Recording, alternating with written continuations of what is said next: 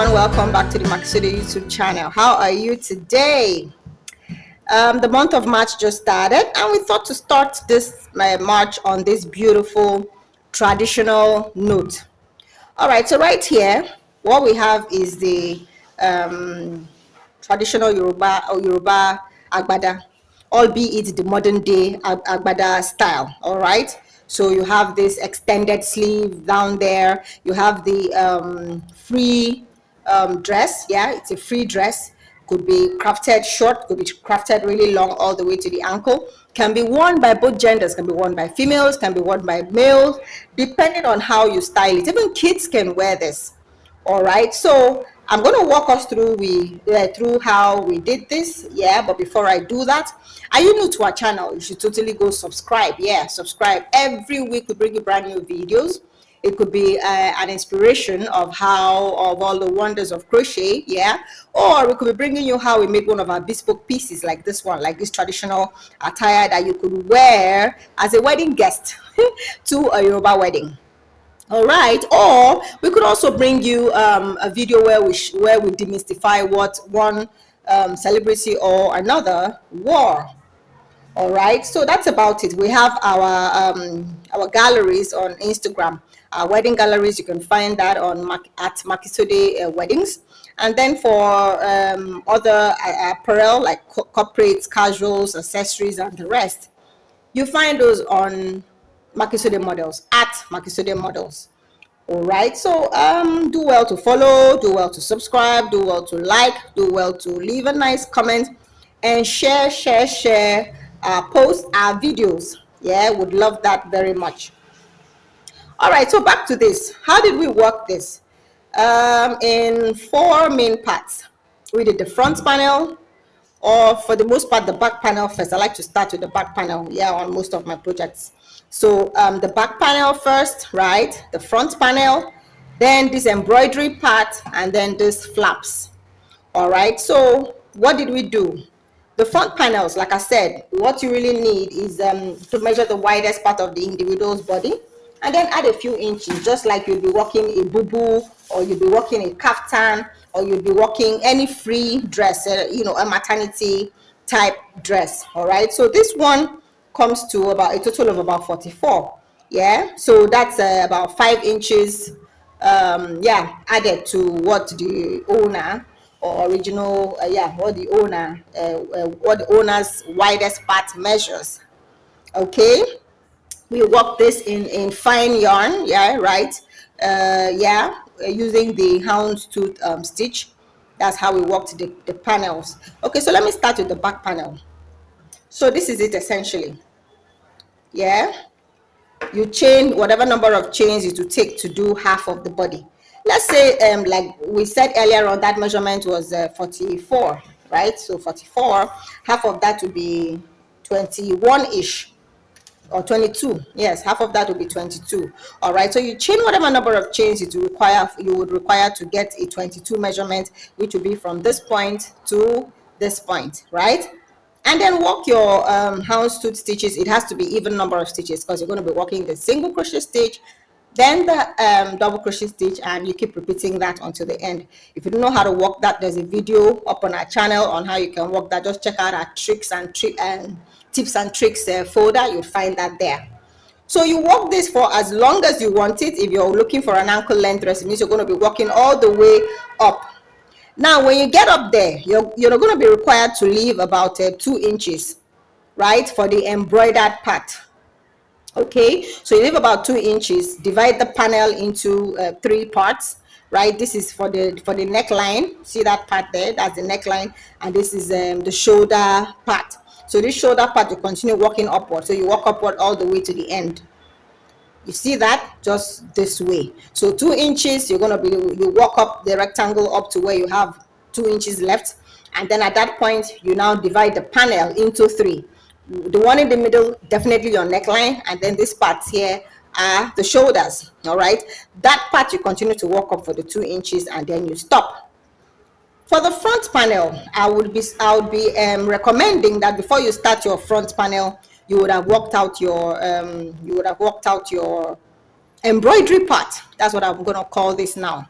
Okay, so for this embroidery part, what can you do? There are lots of stuff you can do. So you can use the single crochet stitch all the way, right? You can create that rectangle you want to infuse into that front panel right there.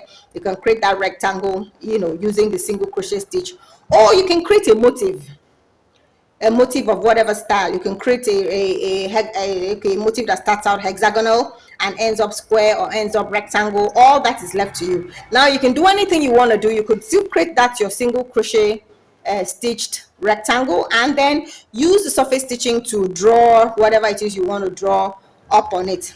Now do not forget, you have to still create your neckline. Remember that this garment is worn very close to the neck. All right, so this neckline has to be almost about the same measurement as what the neck is, but allow your head to pass through. So essentially the biggest head we have, maybe a 24 for example, you're going to ensure that whatever it is you have here is able to stretch wide enough for a 24 head to enter there, if you're making it for a 24 head. Now if you're making it for a 20 head, you do the same thing. You're making it for a head smaller, meaning if you're making for kids, you can do that.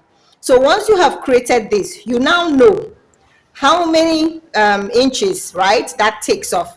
So if you were supposed to do, like in this instance, we created a garment that's about 27 inches long. All right, so if this embroidery part takes up about 11 or 10.5 inches, you know that when you're working up your houndstooth part, you're to work a 27 minus whatever number of inches your embroidery ends at. Did you get that? I'm going to say it again. So like I said, I recommend that you start with your embroidery part, right, which is I used double of this particular strand here, or double the weight of what I use for the main body to create. And with this part you can create in single crochet stitches, or you can create in motifs, whatever it is you want. Here is just one square motif, and then I worked up some more, or you can create 4 different motifs, or you can create 6 motifs, or whatever it is you want to do to the embroidered part. However, this embroidered part has to be thicker than the main body. Okay, so now at the end of the day, the length of this embroidered part up front is going to determine what length is left for you to work your houndstooth stitch up to.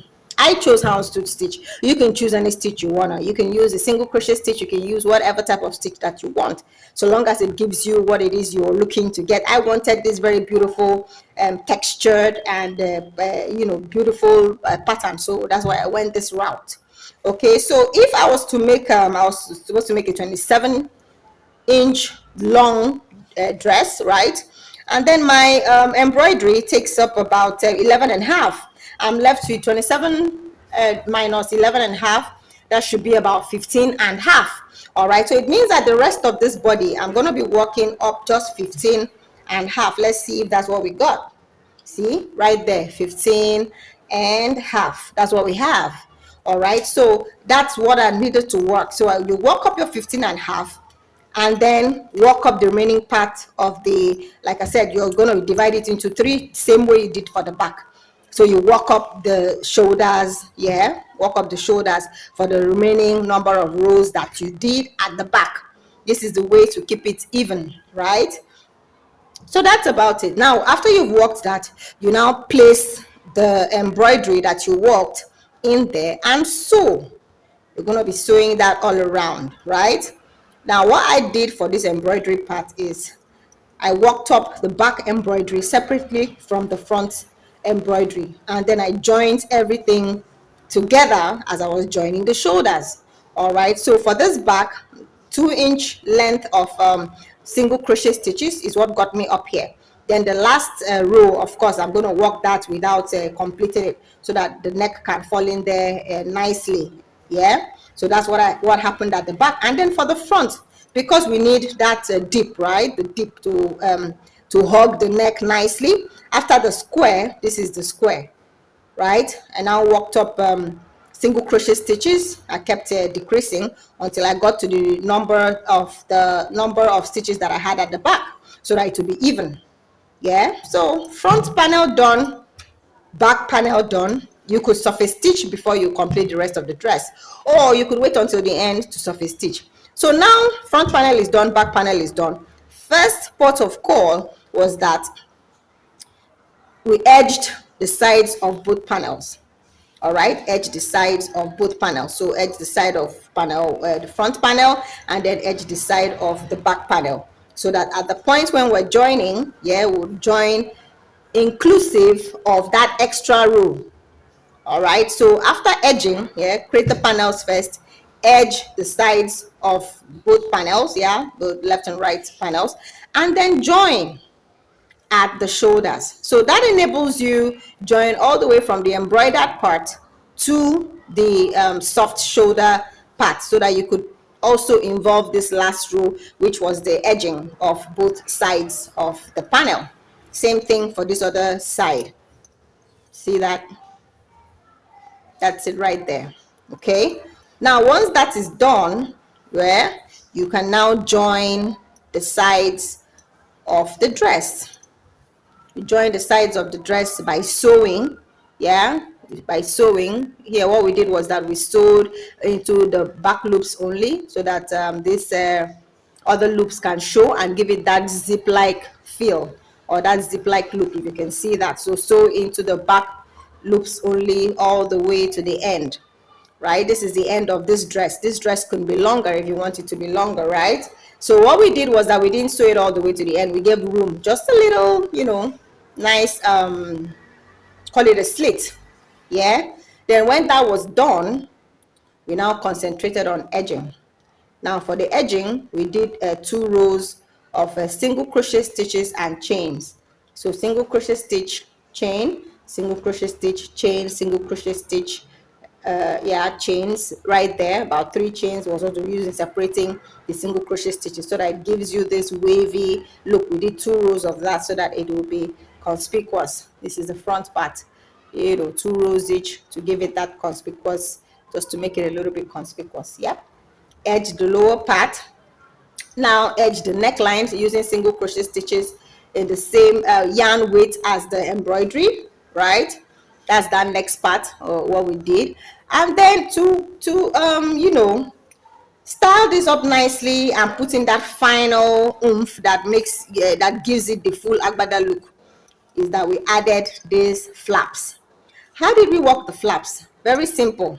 Single crochet stitches and chains, same as we did for the edging. That's what we used here, but here we did numerous rows until we got about 6 inches to make the flap really conspicuous. You can choose to make yours up to 10. You can choose to extend to extend the flap all the way to your wrist. That's really your business. Here we wanted the extension to just stop somewhere at the elbow. So measurements matter. Always remember that measurements matter. And what did we do? We used the same yarn weight as the body of the dress, okay, and created this beautiful mesh pattern of single crochet stitches and chains. And then the last row, we created fans using double crochet stitches, yeah, to just tie that in nicely, give it this wavy look, the lacy look. And that's about it all the way around. So start from the end of the, you know, the base of the front panel, and then end at the base of the back panel. That's it. It's really simple to work. What colors appeal to you? Try yours in those and then do let me know. Is there any part of this you know, Agbada that was unclear to you? Do let us know in the comment section, and we will do something about it. We would you know, find something a little bit more explicit to explain, find a way that's a little bit more explicit to explain to you. All right, so I'm going to run over this again. 2 panels, front and back, right? The embroidered part, after dividing your panels into 3 parts, shoulder, shoulder, embroidery, yeah. Join, edge the sides of the panels, join at the shoulders, right? Edge the neck, edge the base, right? And then do your flaps for as long as you want the flaps to be. So I'm going to show you quickly what the straight up single crochet stitch, single crochet embroidery looks like. All right, so for this garment, yeah, this particular Agbada, right, we made it for a younger person, and then but we only used single crochet stitch to create the embroidery. As you can see, it gives it, you know, when you walk, diagonally. It gives it this very beautiful pattern. That's it. Create the neckline, and then the back to, just like I suggested it, 1.5 inches, because this individual is really small. And then of course neckline such that it can pass over the person's head and then sit nicely around the neck. Okay, now look at this. This is a straightforward single crochet stitch. Now on this you can always surface stitch whatever shapes, whatever angles, whatever. You can, you know, say surface stitch a flower on here if you want to make it for a female, or you can surface stitch an anchor right here if you're making it for football, anything really. So this one gives you a nice I would call it a canvas for you to do anything you want to do on it, right? While this one already comes with its own, because it was a predetermined motif. Okay, so that's about it. Thank you so much for watching. Remember to subscribe, right? Remember to subscribe. Bye for